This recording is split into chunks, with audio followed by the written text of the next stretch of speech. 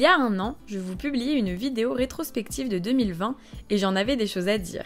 Entre le confinement, mon grand saut dans l'aventure d'influenceuse littéraire à plein temps, les projets plus fous les uns que les autres. Alors, en re-regardant cette vidéo, je me suis demandé ce que 2021 m'avait apporté de plus. Et je me suis rendu compte que 2021 était la toute première année entière où j'étais influenceuse littéraire à 100%.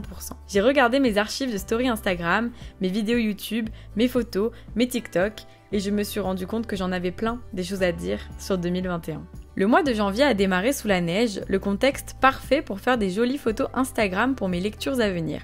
Pour l'anecdote, j'étais cas contact dès le 1er janvier, donc je suis restée enfermée chez moi une bonne semaine, l'idéal pour travailler sérieusement si on veut voir les choses sous un angle positif. Ce mois marquait le début d'une année entière de youtubeuse et instagrammeuse littéraire, alors j'ai commencé à préparer les futurs projets, les vidéos à venir, j'étais impatiente de vous montrer tout ça. En 2020, je vous parlais du livre de Nathan et Tom. Début 2021, ces deux stars sont carrément passées à la télé pour Enquête d'un grand peut-être sur Quotidien. Résultat, les ventes ont explosé et j'ai fait un petit séjour chez Nathan pour l'aider à envoyer les nombreux cartons aux librairies qui les avaient commandés. Pendant 48 heures, j'étais dans la peau d'un diffuseur-distributeur de livres. Cette petite phrase pourrait d'ailleurs teaser l'un de mes projets de cette année. Et sur mon compte Instagram, on a dépassé les 50 000 abonnés en janvier aussi, donc j'ai organisé plusieurs concours pour vous faire gagner des box littéraires remplies de livres et de goodies livresques. C'était un début d'année plutôt calme, mais avec des concepts de vidéos qui vous ont plu, et qui m'ont plu à moi aussi. En février, par exemple, j'ai relu des livres de mon enfance et j'ai adoré vous partager cette expérience dans un vlog. J'ai écrit une histoire d'amour à la base de titres de romans pour la Saint-Valentin et vos retours me donnent envie de le faire à nouveau en 2022. J'ai aussi tenté de passer 24 heures sans écran, donc sans réseaux sociaux, et depuis cette vidéo, sachez que je réitère régulièrement ce petit défi le week-end, si bien que ce n'est même plus un défi car ça devient naturel et je prends plaisir à le faire. En mars, j'ai développé ma créativité pour que mes collaborations avec les maisons d'édition aient ce petit truc en plus et j'étais vraiment fière du résultat. Qui porte le mieux la tenue de Charleston entre Alaska et moi ? Le mois de mars marque aussi mon tout premier tournage pour la télévision. J'ai participé à une émission littéraire pour Canal+, et j'ai pu défendre l'un de mes coups de cœur young adulte à la télé. C'était stressant et enrichissant à la fois, j'ai vraiment beaucoup aimé cette expérience. Si vous me suivez sur Instagram, vous êtes peut-être au courant que le mois de mars est celui où j'ai développé une addiction aux mini-bibliothèques. Tous les meubles y passaient, le vieux placard trouvé chez Emmaüs, le meuble télé trouvé sur le Bon Coin, la petite bibliothèque sombre dans la ville d'à côté. J'ai envahi mon appart de petites bibliothèques et mes livres ont maintenant presque tous un endroit pour être rangés. C'est une addiction plutôt saine et positive, si vous voulez mon avis, et j'aime tellement le rendu de mes mini-bibliothèques à manga, à BD, à romans de poche, à livres tout court. Puis, on a été reconfinés partiellement. Comme une impression de déjà-vu avec ma vidéo de 2020, ça serait sympa si on pouvait nous épargner ce coup-là en 2022 pour la vidéo pour 2023. L'occasion d'organiser une chasse aux livres virtuelle en attendant la possibilité d'en faire une dans la vraie vie.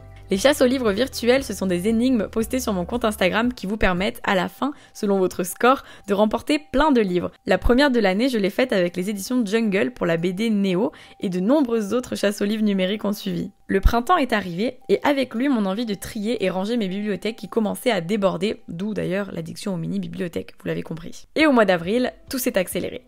J'ai pu vous dévoiler l'une de mes nombreuses collaborations de rêve de l'année. J'étais missionnée par les éditions Glénat pour promouvoir la parution de l'adaptation en bande dessinée de la saga Phobos, l'une de mes séries de romans préférées, comme vous le savez forcément. Et ça a duré plusieurs mois entre le teasing sur la BD, ma découverte de celle-ci, une rencontre Babelio avec Victor Dixon que j'ai animée. Ce fut vraiment une superbe expérience et ça m'a drôlement donné envie de relire la saga Phobos. Vous voyez où je veux en venir ? En avril, ma chaîne YouTube a atteint les 80 000 abonnés et pour l'occasion, j'ai appelé certaines d'entre vous pour leur offrir des livres en direct. C'était un si beau moment, vraiment, j'ai été très touchée en tournant ce concept et ça m'a même permis de mettre des visages sur des noms et des pseudos que je voyais parfois passer depuis des années sous mes vidéos. Et ça m'a fait quelque chose de me dire que, petit à petit, la chaîne YouTube approchait du chiffre si significatif et symbolique des 100 000 abonnés. On va y revenir. Et surtout, en avril, il y a eu un événement fou et majeur pour Le Souffle des mots, et cet événement est en fait une personne, Eva Corbizier.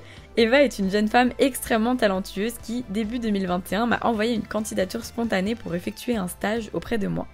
Et si j'ai longuement hésité, je sais à présent combien je l'aurais regretté si j'avais refusé. Enfin, je l'aurais peut-être jamais su, mais au moins, je suis très soulagée et heureuse d'avoir dit oui et d'avoir vécu cette expérience hors du commun. Oui, hors du commun parce qu'à 23 ans, avoir une stagiaire pour sa micro-entreprise, ça me paraissait absolument fou. Eva a donné au Souffle des mots une identité graphique de qualité et son stage de 2 mois et demi a été l'occasion que l'on travaille sur de nombreux projets ensemble, une nouvelle introduction YouTube, une nouvelle outro, des gifs sur Instagram, des filtres sur Instagram, des templates sur Instagram, des montages photos, des écrans vidéo que j'utilise encore et toujours, même plusieurs mois après dans mes vidéos YouTube, bref. Une multitude de créations juste sublimes qui sont vraiment pour moi un nouveau souffle pour le Souffle des mots. Vous avez saisi le jeu de mots? Mais surtout, Eva a été une très belle rencontre car au-delà de son talent, c'est une personne adorable, généreuse, rigoureuse, intéressante et je suis vraiment fière d'avoir pu travailler avec elle. Ce qui fait que j'ai continué d'ailleurs à travailler avec Eva même après la fin de son stage pour lui proposer des petites missions en freelance. Une aventure hors du commun, comme je vous le disais, alors merci encore Eva d'avoir envoyé ce mail et cette candidature spontanée. Puis le mois de mai est arrivé et avec lui, mon monde a soudainement basculé. Je ne dirai rien de plus car j'ai toujours gardé ma vie privée, justement, mais une nouvelle a complètement bouleversé mon équilibre et ça a eu des grosses répercussions sur mon état psychologique et ma santé mentale par la suite. Je vous en ai parlé dans un vlog, je suis retournée voir une psy car j'en avais besoin et ça me semblait aussi important de vous le dire pour tout simplement démocratiser le fait d'aller se faire aider quand on en ressent le besoin. Je m'arrête là pour cette parenthèse, mais encore une fois, je vous le redis, sur les réseaux sociaux, on ne vous montre que ce que l'on veut. Et si mon année est une immense réussite sur le plan professionnel, comme on peut le voir dans cette vidéo que vous êtes en train de regarder, je ressens encore de vives douleurs sur le plan personnel, mais ce ne sont pas forcément des choses que je vous dis, car j'aime vous partager du positif et que c'est ma manière d'être, mon caractère, et je ne veux pas changer ça. Je vous partage ma vie livresque, pas ma vie personnelle, ça a toujours été comme ça et je veux que ça perdure, j'espère que ça vous va et que ça vous ira toujours. Cette mauvaise nouvelle n'a pas empêché au Souffle des mots de continuer les collaborations de rêve et comme je vous le disais, j'ai voulu être de plus en plus créative, alors j'ai travaillé sur le dernier tome de Broadway Limited et le dernier roman de Marie Pavlenko avec beaucoup de plaisir et des idées de vidéos plutôt originales, j'étais très fière des résultats. D'ailleurs, les rencontres avec les lecteurs et les lectrices des collèges, lycées, bibliothèques ont peu à peu repris et j'aime toujours autant partager mon amour pour la lecture avec elles et avec eux. Les chasses aux livres aussi ont repris avec une toute première chasse aux livres en mai pour la BD Néo aux éditions Jungle et cette chasse aux livres a annoncé une triste malédiction d'ailleurs, le mauvais temps pour chaque chasse aux livres de 2021. Vous allez voir.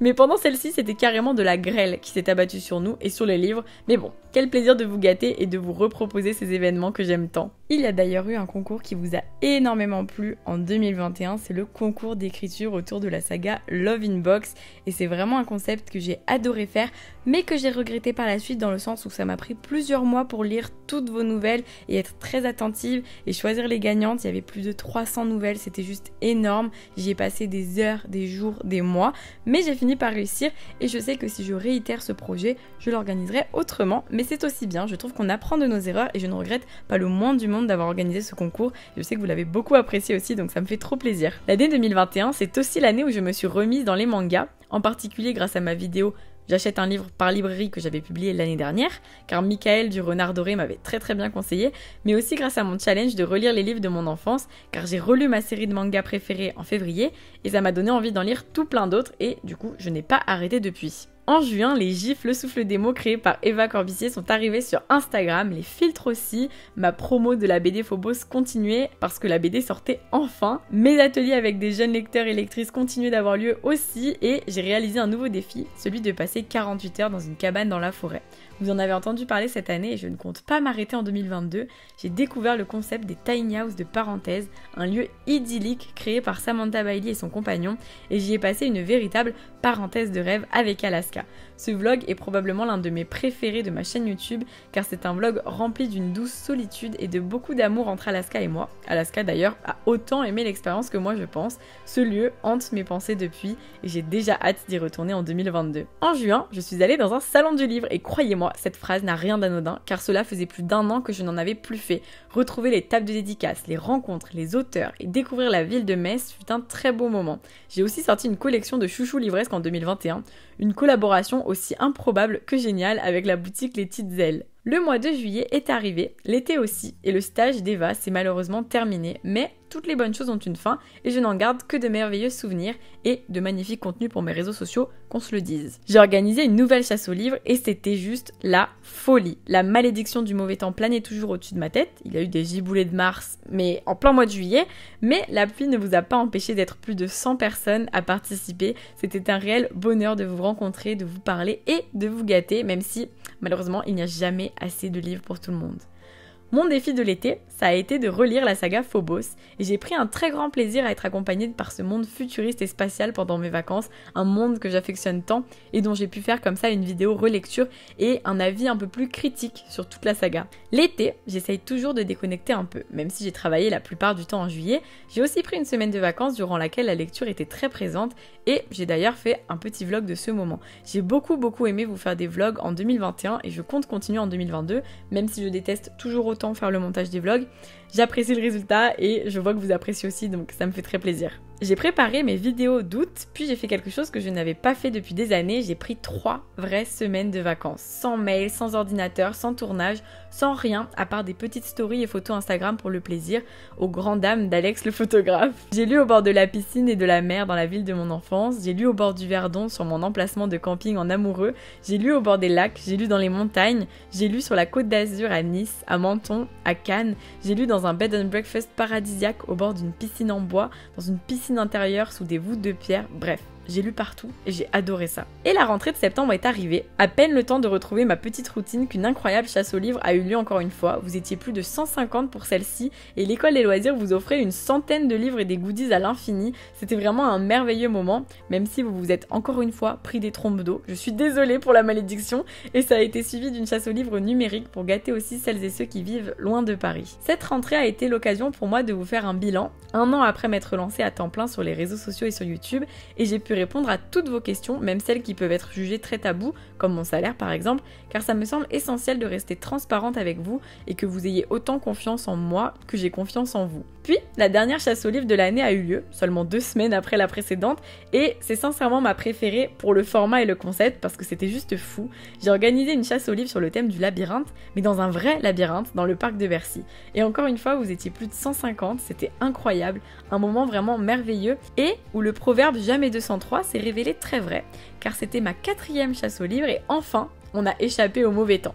Ce moment était parfait pour clôturer la saison des chasses aux livres, mais pas d'inquiétude, on reviendra en 2022 avec d'autres chasses aux livres. Et pour celles et ceux qui habitent loin de Paris, comme toujours, j'ai organisé une chasse aux livres numérique sur Instagram appelée Enquête Bookstagram autour du roman Meurtre mode d'emploi que j'adore. Ce concept vous plaît visiblement car vous êtes toujours plus de 1000 à participer assidûment à chaque énigme, donc restez connectés sur mon compte Instagram parce qu'il y en a une qui est en préparation pour très bientôt. Une rentrée qui a été riche en événements, donc avec en plus des chasses aux livres, le salon du livre de Gaillac, une rencontre à Vitry-sur-Seine, une autre à Rouen, un atelier Booktube à Andernos-les-Bains. J'ai beaucoup bougé, beaucoup voyagé et malgré la fatigue, c'était toujours un plaisir de vous rencontrer à travers la France entière. Mais la fatigue et les petits soucis personnels ont eu raison de ma santé mentale et je suis tombée dans une panne de lecture vraiment compliquée à gérer. J'en ai fait une vidéo et il m'a fallu plus d'1 mois pour en sortir, mais j'ai réussi et cela montre que parfois il faut savoir lâcher prise pour ensuite retrouver un équilibre émotionnel et une bonne organisation. Le mois de novembre, qui est aussi le mois de mon anniversaire, a été très intense également, mais a commencé avec douceur car je suis allée faire découvrir les tiny house de Parenthèse à mon amoureux et on a passé un week-end très agréable et déconnecté des écrans. Mon anniversaire est arrivé, je voulais partager en vidéo car j'ai décidé de faire ce qui me plaisait pour cet anniversaire non confiné, contrairement à l'année dernière, puis les projets fous se sont enchaînés. Un article est paru sur moi et a fait la première page du Ouest France dimanche. Mes copains Nathan et Tom, vous savez les stars qui sont passées à Quotidien, dont je vous parlais au début de la vidéo, ils ont créé une carte des 100 incontournables de la littérature ado et le TikTok que j'ai fait dessus a complètement percé. Si bien que l'histoire est folle, car des personnes sont venues de très loin, au salon de Montreuil, juste pour acheter la carte, seulement grâce au TikTok. Bref. TikTok c'est fou d'ailleurs et j'en ai fait des vidéos en 2021, j'en ai fait même plusieurs qui ont percé sur cette application et c'est impressionnant comme la communauté de lecteurs et lectrices est grande sur ce réseau social, donc n'hésitez pas à aller voir mon compte TikTok ou les autres comptes TikTok qui existent sur la communauté BookTok. En parlant de Montreuil, justement, il y a eu le salon de Montreuil en décembre, le salon du livre et de la presse jeunesse, et retrouver ce salon du livre si cher à mon cœur, après 2 années sans l'avoir vécu, ça m'a fait un bien fou. Les stands, les dédicaces, les auteurs, les autrices, les maisons d'édition, les copains, les copines, les rencontres avec vous, surtout vos mots d'encouragement, votre soutien, votre gentillesse. J'étais absolument épuisée à la fin de ce salon, mais pleine d'amour et de gratitude. Et d'ailleurs, je suis même passée à la télé pendant le salon, sur France 3 Île-de-France, c'était improbable. C'est aussi en décembre, pile poil au même moment, que j'ai sorti ma collection de vêtements en collaboration avec Muse et illustrée par Eva. Vous savez, mon ancienne stagiaire beaucoup trop douée, et quel plaisir de recevoir des photos de vous avec des illustrations d'Alaska sur vos pulls, vos coussins, vos mugs, bref, ça a vraiment été une sacrée aventure et je suis trop contente du résultat. Décembre s'est ensuite calmé, et tant mieux, car j'avais besoin de souffler après cette année de folie. Il y a quand même eu des rencontres à Cherbourg, à Meudon, à Chenevière-sur-Marne, j'ai donc encore beaucoup bougé, mais tout en prenant aussi le temps de me reposer et de faire en sorte de profiter de Noël pour avoir une vraie semaine de vacances. Cette année a aussi été marquée par de nombreuses rencontres virtuelles ou réelles, des lives avec des auteurs, autrices et illustratrices de talent. Il y a eu Alix Garin, Audrey Alouette, Christophe Arleston, Minnie Ludwig, Malika Ferdiuk, Marie Pavlenko, Victor Dixon, Annelise Heurtier, Éric Pessan, Suzy Morgenstern, Mario de Muraille. Bref, des rencontres absolument folles, mais aussi des rencontres réelles avec Victor Dixon et Olivia Ruiz. Ma famille est aussi beaucoup apparue sur ma chaîne YouTube et sur Instagram. Ma maman, ma sœur, mon amoureux, ma meilleure amie. Plusieurs booktubeuses et bookstagrammeuses se sont lancées dans l'aventure à temps plein elles aussi et je suis très fière d'elles. Christiane Tran, Louise de Rêve ta vie en lecteur et Emma de la Bouquinade. Et d'ailleurs je fais une petite dédicace spéciale à Christiane Tran qui est devenue une amie très chère et qui se rapproche aussi beaucoup de l'image d'une collègue parce qu'on passe vraiment nos journées à se parler depuis 1 an et comme on bosse toutes les deux à la maison et en 2022 j'espère même qu'on travaillera davantage ensemble, c'est vraiment agréable de bosser à plusieurs et grâce à Christiane j'ai pu me sentir beaucoup moins seule en 2021 parce que vraiment s'entraider c'est très important quand on fait un métier comme le nôtre. Alors voilà, mon année 2021 vient de défiler sous vos yeux, presque entièrement. Vous savez tout, mais j'oublie un léger détail. En effet, le 30 décembre 2021, vous m'avez fait la surprise la plus folle. Ma chaîne YouTube a atteint les 90 000 abonnés et je n'aurais jamais cru que ça arriverait si vite. Alors déjà, un immense merci, mais surtout pour l'occasion, je vous prépare un concours de folie qui sera la prochaine vidéo sur ma chaîne YouTube. Donc c'est là, dans quelques jours. Et si vous avez regardé cette vidéo jusqu'au bout, vous aurez une chance en plus de gagner à ce concours parce que vous aurez un mot magique que les autres n'ont pas. C'est le mot fleur. Fleurs au pluriel, au singulier, je m'en fiche. C'est parce que Nathan et Tom, les stars dont je vous ai parlé dans cette vidéo, ils m'ont offert un bouquet de fleurs pour mes 90 000 abonnés. Donc j'ai pensé à ce mot très original.